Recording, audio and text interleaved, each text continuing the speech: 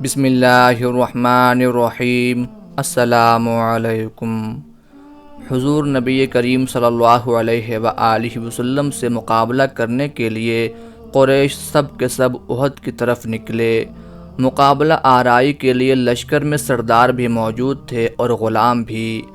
غزوہ بدر میں بری طرح شکست کھا جانے کی بنا پر ان کے سینے مسلمانوں کے خلاف بغض و کینہ سے اٹے ہوئے تھے۔ اپنے مقتولین کا بدلہ لینے کے لیے ان کا خون جوش مار رہا تھا۔ انہوں نے اپنے ہمراہ قریش کی عورتیں بھی لے لیں تاکہ وہ مردوں کو جنگ کے لیے ابھاریں اور جوانوں کے دلوں میں آبائی غیرت کے دیپ جلائیں اور انہیں پل بھر کے لیے بھی مضمحل نہ ہونے دیں۔ ان عورتوں میں ابو سفیان کی بیوی ہند بنت عتبہ اور عمرو بن عاص کی بیوی ریتا بنت منبع اور طلحہ کی بیوی سلافہ بنت سعد اپنے تینوں بیٹوں مصافے، جلاس اور کلاب کے ہمراہ لشکر میں شامل ہوئیں۔ ان کے علاوہ بھی بہت سی عورتیں شامل لشکر تھیں۔ جب جنگ احد میں دونوں فوجوں کے درمیان گھمسان کا رن پڑا تو ہند بنت عتبہ اور دیگر چند عورتیں اٹھیں اور صفوں کے پیچھے جا کھڑی ہوئیں۔ ان کے ہاتھوں میں ڈھولکیاں تھیں۔ انہوں نے ڈھولک کی تھاپ پر یہ گانا شروع کر دیا: اگر تم آگے بڑھو گے تو ہم گلے ملیں گی اور تمہارے لیے تکیے لگائیں گی۔ اگر تم پیٹھ پھیر کر بھاگ نکلے تو ہم تمہیں دھتکار دیں گی۔ جذبات سے لبریز ترانہ شہسواروں کے سینوں میں قبائلی غیرت کی آگ بھڑکاتا اور ان کے شوہروں کے سینوں میں جادو کا اثر کرتا۔ پھر جنگ سرد پڑ گئی۔ مسلمانوں پر قریش کو غلبہ حاصل ہو گیا تو عورتیں فتح کی نشہ میں سرشار میدان کارزار میں رقص کنا ہوئیں اور شہداء کی لاشوں کا مسئلہ کرنے لگیں۔ انہوں نے جوش انتقام میں لاشوں کے پیٹ چاک کر دیے، آنکھیں نکال دیں، کان اور ناک کاٹ دیے۔ ان میں سے ایک عورت کا غصہ اس سے بھی ٹھنڈا نہ ہوا تو اس نے میدان بدر میں قتل ہو جانے والے اپنے باپ، بھائی اور چچا کا انتقام لینے کے خیال سے لاشوں کے ناک کان کاٹ کر دھاگے میں پروئے، ایک کو ہار کے طور پر گلے میں ڈالا اور دوسرے کا پازیب بنایا۔ لیکن سلافہ بنت سعد کی اپنی قریشی سہیلیوں سے الگ تھلگ شان ہی نرالی تھی۔ وہ بڑی بے چینی کے ساتھ اپنے خاوند اور 3 بیٹوں کا شدت سے انتظار کر رہی تھی کہ اگر وہ نظر آ جائیں تو میں بھی فتح و کامیابی کی خوشی میں دوسری عورتوں کے ساتھ شریک ہو سکوں۔ اس کا دیر تک انتظار کرنا رائیگاں گیا تو وہ معرکہ آرائی کے میدان میں لاشوں کے چہروں کو ٹٹولتی ہوئی دور تک چلی گئی۔ اچانک وہ کیا دیکھتی ہے کہ اس کا خاوند خون میں لت پت موت کے منہ میں جا چکا ہے، تو وہ غضبناک شیرنی کی طرح بپھر گئی اور انتہائی پھرتی کے ساتھ اپنے بیٹوں مصافے، کلاب اور جلاس کو میدان کے کونے کونے میں تلاش کرنے لگی۔ تھوڑی دیر بعد انہیں دیکھا کہ ان کی لاشیں احد کی چٹانوں پر بکھری پڑی ہیں۔ مصافے اور کلاب تو موت کے گھاٹ اتر چکے تھے اور تیسرا بیٹا جلاس آخری سانس لے رہا تھا۔ سلافہ غم و اندوہ میں مبتلا اپنے بیٹے کے پاس بیٹھ گئی، اس کا سر اپنی گود میں لیا، چہرے اور پیشانی سے خون صاف کرنا شروع کیا۔ اس کی زندگی بچانے کے لیے سرتوڑ کوشش کرنے لگی۔ اس ہولناک منظر کو دیکھ کر اس کی آنکھوں کے آنسو بھی خشک ہو گئے۔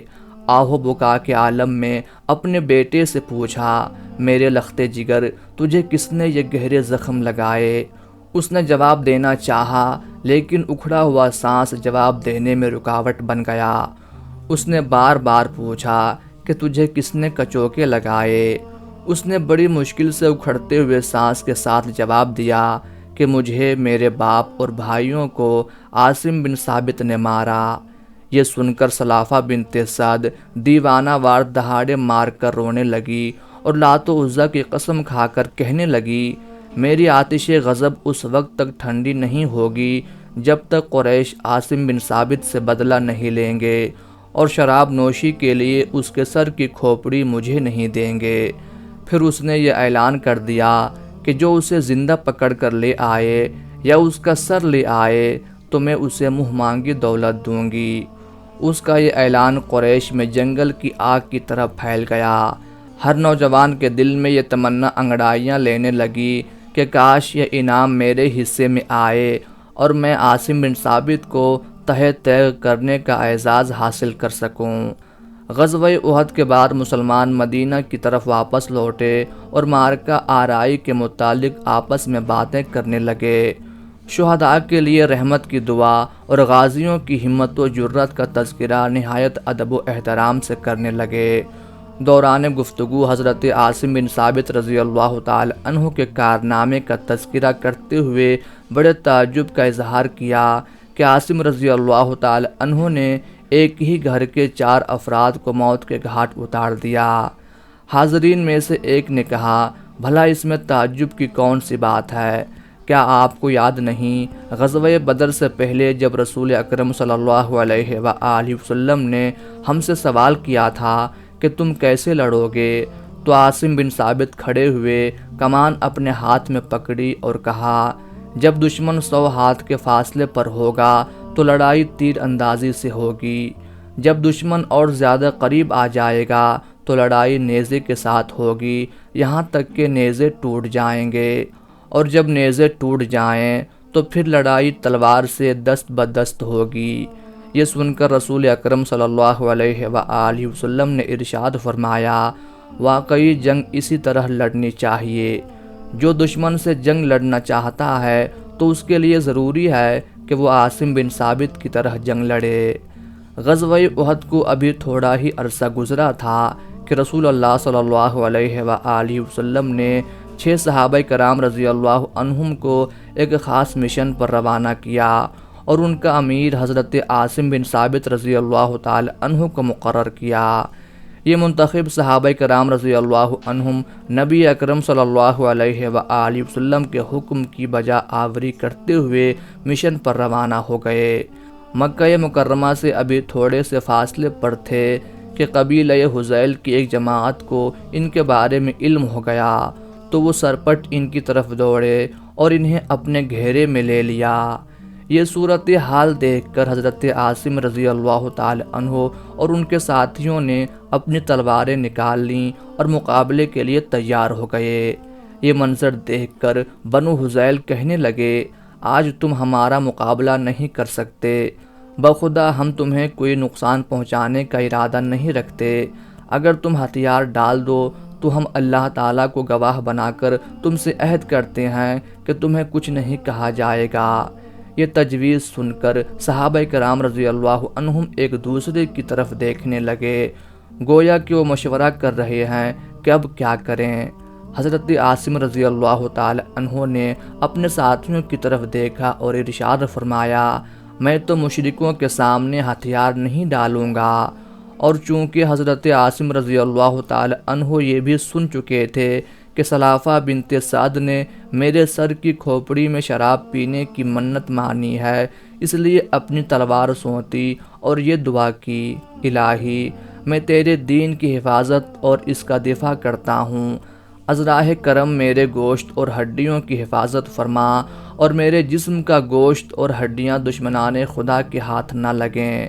پھر بنو حذیل پر حملہ کر دیا اور ان کے 2 ساتھی بھی حملہ آور ہوئے، وہ بے جگری سے لڑے یہاں تک کہ یکے بعد دیگرے قتل ہو کر گر گئے۔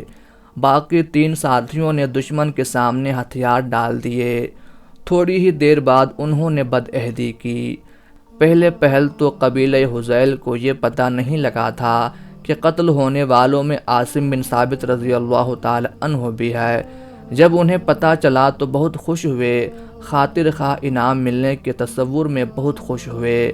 چونکہ سلافہ بنت سعد نے یہ نظر مان رکھی تھی کہ اگر وہ حضرت عاصم بن ثابت کے سر کی کھوپڑی حاصل کرنے میں کامیاب ہو گئی تو اس میں شراب نوشی کرے گی، اور ساتھ ہی اس نے یہ اعلان بھی کیا ہوا تھا کہ جو اسے زندہ پکڑ کر لائے یا مردہ حالت میں، بہر صورت وہ اسے منہ مانگی رقم دے گی۔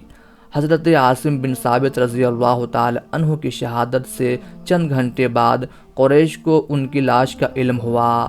بنو حذیل مکہ کے قریب مقیم تھے۔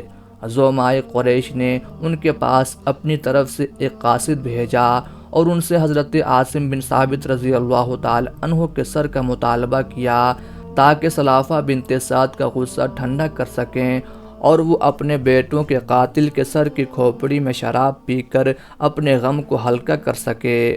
قریش نے اپنے قاصد کو وافر مقدار میں مال بھی دیا تھا تاکہ وہ بنو حذیل کو قیمتی تحائف اور نقد مال دے کر حضرت عاصم رضی اللہ تعالی عنہ کا سر لینے میں کامیاب ہو سکے۔ بنو حذیل حضرت عاصم بن ثابت رضی اللہ تعالی عنہ کا سر کاٹنے کے لیے ان کے جسد اطہر کے قریب ہوئے۔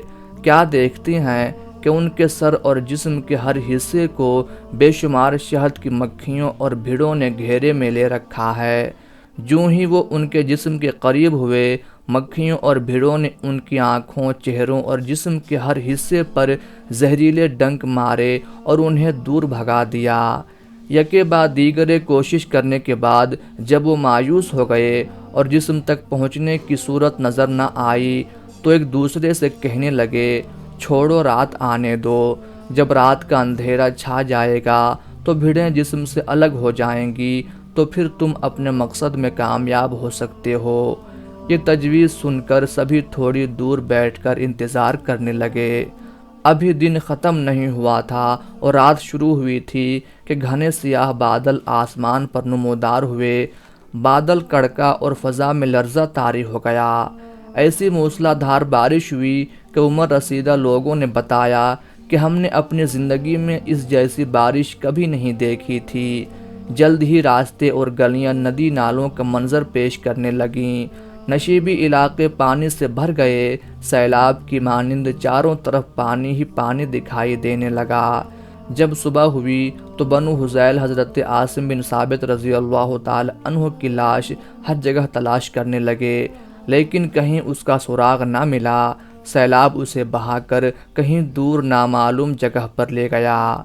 دراصل اللہ رب العزت نے حضرت عاصم بن ثابت رضی اللہ تعالی عنہ کی دعا قبول کر لی اور ان کے جسم اطہر کی حفاظت کی اور ان کے باعزت سر کو اس ذلت آمیز سلوک سے بچا لیا کہ ان کی کھوپڑی میں شراب پی جائے۔ اللہ تعالیٰ نے مشرکوں کو مومنوں پر غالب نہ ہونے دیا۔ اللہ کی ان پر بے شمار رحمتیں ہوں، آمین یا رب العالمین۔